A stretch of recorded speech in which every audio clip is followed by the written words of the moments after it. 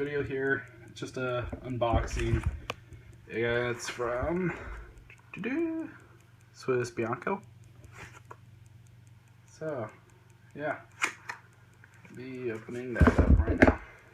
Got my Griptilian today.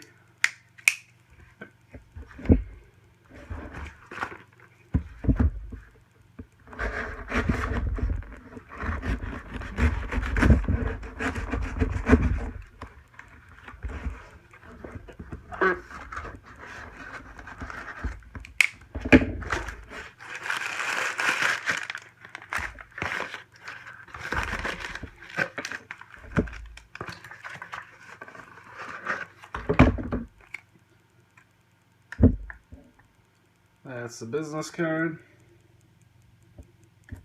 I guess it didn't cover up his addresses on there. But got a Swiss Army knife. And this is actually just a second of what I have right now. Get to them. I've had this one for a couple months now and I liked it so much I figure I should probably get a second. It's a Sea Rancher. So it's got this marlin spike Saki needle and a hawkbill blade instead of the can opener. Alright, I have an actual Pioneer with me. So there's those spots in the opener there. And the marlin spike instead of the awl. And it doesn't have a lanyard hook or lanyard ring at all.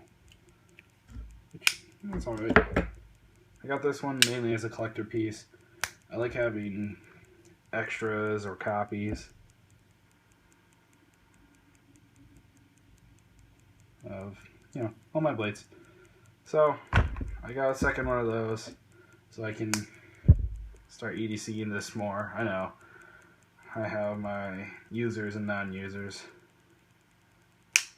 But yeah, I'll probably end up engraving this one the same way, but not as bad.